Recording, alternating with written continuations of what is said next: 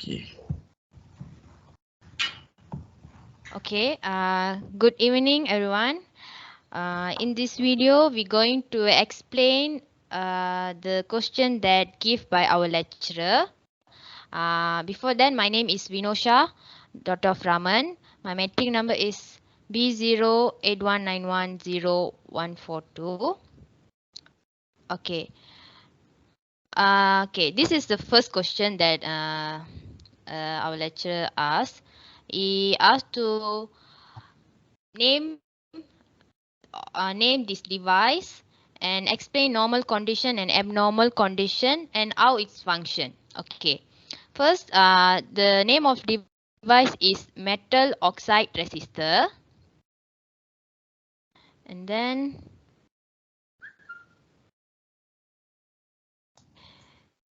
um,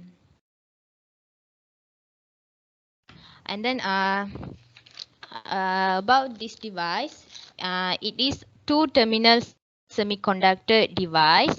It protects electrical and electronic device from voltage transients or surge transients. And then this is the symbol of this device. Okay. In normal condition, no current flow through the varistor. It can handle a very high current during the surge. This waveform is about the abnormal and normal condition of this device. First, I will explain about these two conditions. Under normal condition, the varistor acts as an open circuit having high impedance. The varistor come into the picture when a sudden voltage transients like this. Okay, and then the resistance of the varistor decreased, voltage increased, and it locks voltage to the safe level and protecting component connect to cross it. This is actually, if a normal condition, the wave will be like a normal like this.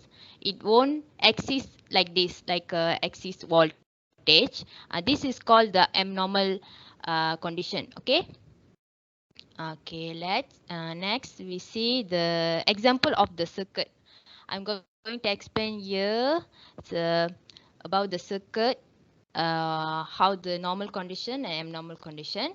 Okay, in normal condition, the line and neutral will fetch electricity to device, but whenever metal oxide resistor detects such voltage transit, its resistance becomes 0. And then it shows line and neutral and very high current flows through varistor. This blows off the fuse and breaks the circuit. Finally, the fuse only blows when such voltage transit exists for a long time or when it's happened again and again.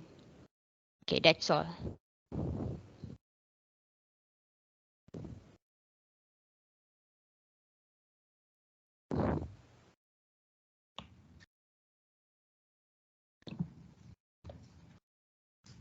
Okay, my name is Azrain Nazrin bin Azali. My metric number B0819102001. Okay, for question 2, as we can see, this is the interlock schematic diagram. Okay, the interlock is used to monitor the door to the high voltage part of the system and to monitor if the ground rod is taken out from the high voltage.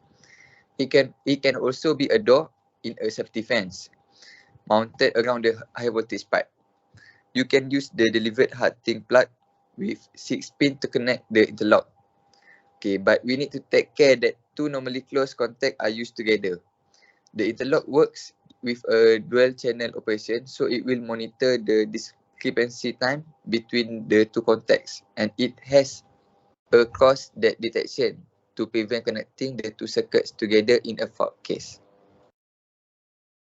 Okay. My name is Ikram Hamzah bin Raj Muhammad. My metric number is B0819102120. So as my friend has explained, this is the interlock circuit for the door when the circuit is running.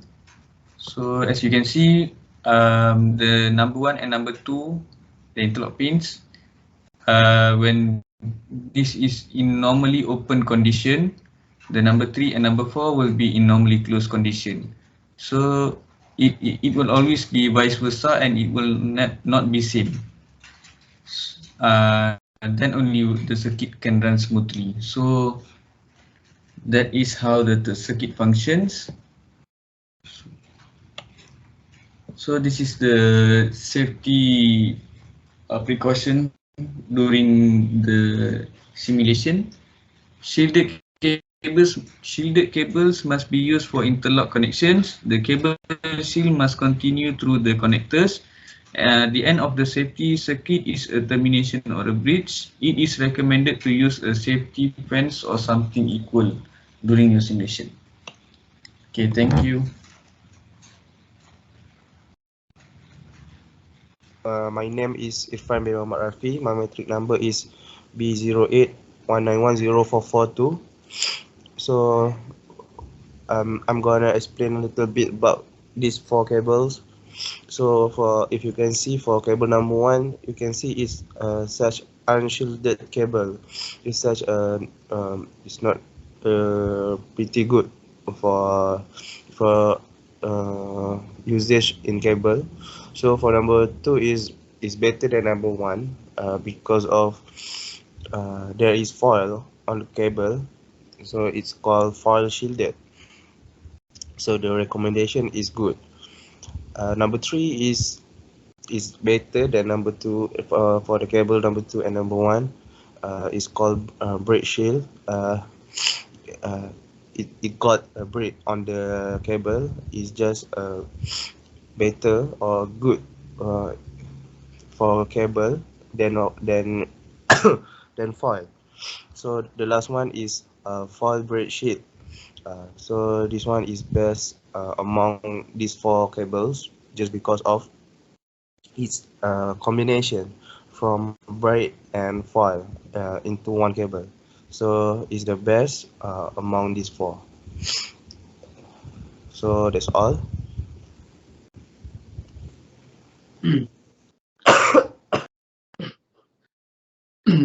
My name is Jaysuren. My metric number is B08191018. Today I'd like to explain about potential secondary section.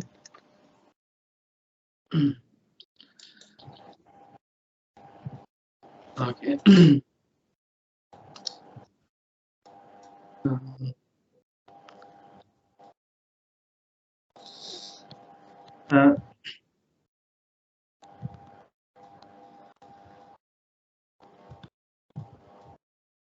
Ikram,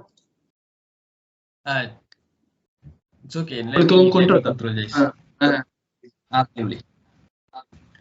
Okay. Question 3.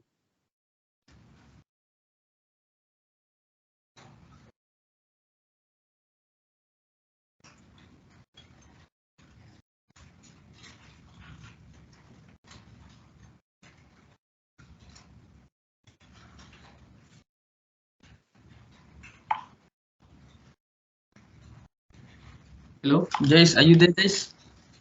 Yeah. Question 3. Hello? Ada dengar. Okay.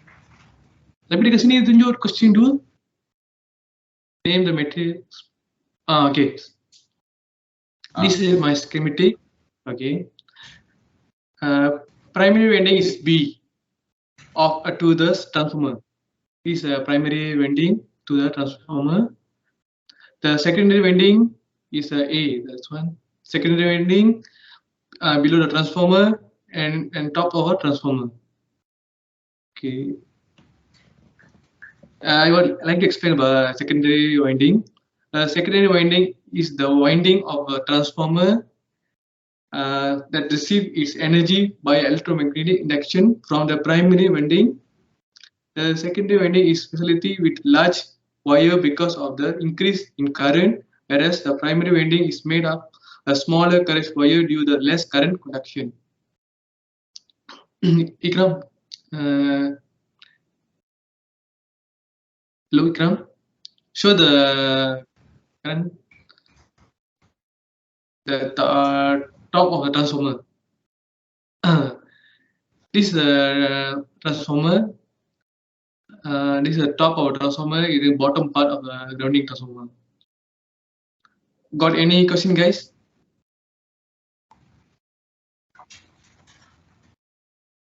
No. No, Jace. Okay, thank you. No. Okay.